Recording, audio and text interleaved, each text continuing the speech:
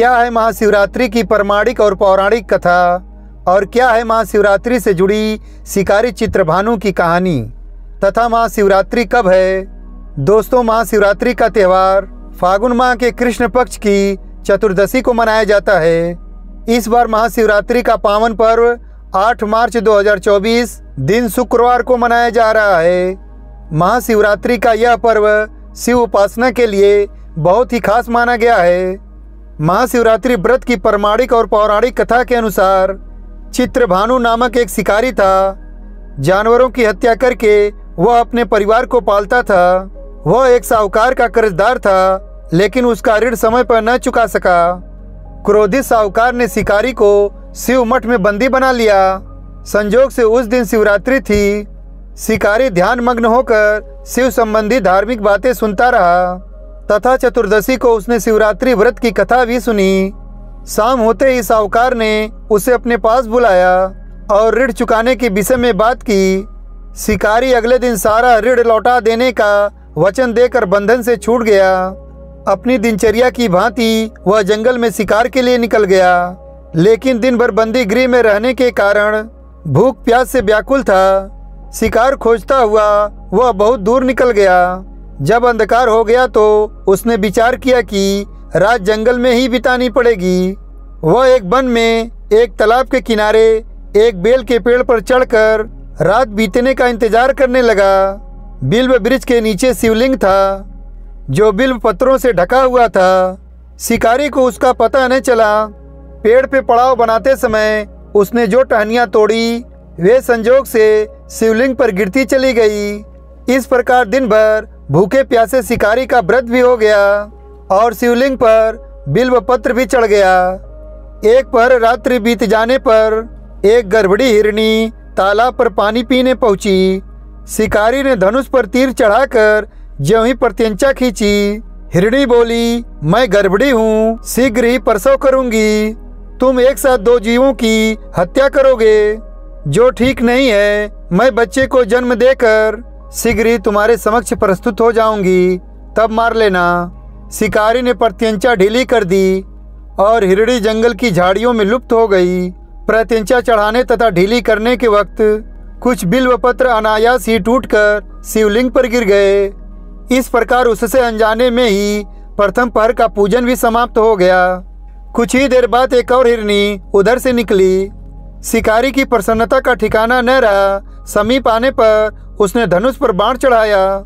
तब उसे देख हिरनी ने विनम्रता पूर्वक निवेदन किया, हे शिकारी, मैं थोड़ी देर पहले ऋतु से निवृत्त हुई हूँ। कामातुर वीरहिणी हूँ। अपने प्रिय की खोज में भटक रही हूँ। मैं अपने पति से मिलकर शीघ्र ही तुम्हारे पास आ जाऊंगी।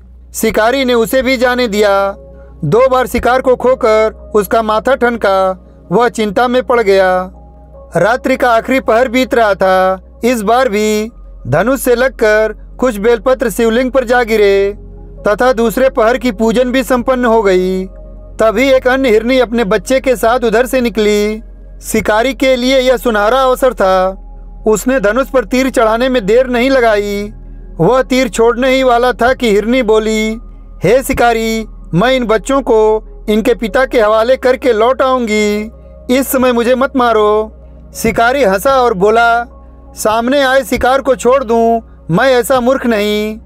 इससे पहले मैं 2 बार अपना शिकार खो चुका हूँ। मेरे बच्चे भूख प्यास से व्यग्र हो रहे होंगे। उत्तर में हिरनी ने फिर कहा, जैसे तुम्हें अपने बच्चों की ममता सता रही है, ठीक वैसे ही मुझे भी। हे शिकारी, मेरा विश्वास करो, मैं इन्हें इनके पिता के पास छोड़कर तुरंत लौटने की प्रतिज्ञा करती हूँ। हिरनी का दुख भरा स्वर सुनकर शिकारी को उस पर दया आ गई। उसने उस मृग को भी जाने दिया। शिकार के अभाव में तथा भूख प्यास से व्याकुल शिकारी अनजाने में ही बेल वृक्ष पर बैठा बेलपत्र तोड़ तोड़ कर नीचे फेंकता जा रहा था। पाँव फटने को हुई तो एक हष्ट पुष्ट मृग उसी रास्ते पर आया। शिकारी ने सोच लिया कि इसका शिकार वह अवश्य करेगा। शिकारी की तनी प्रत्यंचा देखकर मृग विनीत स्वर में बोला, हे शिकारी, यदि तुमने मुझसे पूर्व आने वाली 3 मृगियों तथा छोटे छोटे बच्चे को मार डाला है तो मुझे भी मारने में विलंब न करो। ताकि मुझे उनके वियोग में एक क्षण भी दुख सहना न पड़े। मैं उन हिरनियों का पति हूँ। यदि तुमने उन्हें जीवन दान दिया है तो मुझे भी कुछ क्षण का जीवन देने की कृपा करो। मैं उनसे मिलकर तुम्हारे समक्ष उपस्थित हो जाऊंगा। मृग की बात सुनते ही शिकारी के सामने पूरी रात का घटनाक्रम घूम गया। उसने सारी कथा मृग को सुनाई। तब मृग ने कहा, मेरी तीनों पत्नियां जिस प्रकार प्रतिज्ञाबद्ध होकर गई हैं, मेरी मृत्यु से अपने धर्म का पालन नहीं कर पाएंगी। अंततः जैसे तुमने उन्हें विश्वास पात्र मानकर छोड़ा है, वैसे ही मुझे भी जाने दो। मैं उन सबके साथ तुम्हारे सामने शीघ्र ही उपस्थित होता हूँ। शिकारी ने उसे भी जाने दिया। इस प्रकार प्रातः हो आई। उपवास, रात्रि जागरण तथा शिवलिंग पर बेलपत्र चढ़ाने से अनजाने में ही पर शिव जी की पूजा पूर्ण हो गई। पर अनजाने में ही की हुई पूजन का परिणाम उसे तत्काल मिला। शिकारी का हिंसक हृदय निर्मल हो गया और उसमें भागवत शक्ति का वास हो गया। थोड़ी ही देर बाद वह मृग सपरिवार शिकारी के समक्ष उपस्थित हुआ ताकि वह उनका शिकार कर सके। किंतु जंगली पशुओं की ऐसी सत्यता, सात्विकता एवं सामूहिक प्रेम भावना देखकर शिकारी को बड़ी ग्लानि हुई। उसने मृग परिवार को जीवन दान दे दिया। अंततः अनजाने में शिवरात्रि के व्रत का पालन करने पर शिकारी को मोक्ष और शिवलोक की प्राप्ति हुई। तो दोस्तों, ये थी कथा महाशिवरात्रि से जुड़ी शिकारी चित्रभानु की। दोस्तों, अगर वीडियो पसंद आई हो तो लाइक कीजिएगा, शेयर कीजिएगा और अभी तक चैनल को सब्सक्राइब नहीं किया है तो चैनल को सब्सक्राइब कीजिएगा। और वीडियो देखने के लिए धन्यवाद।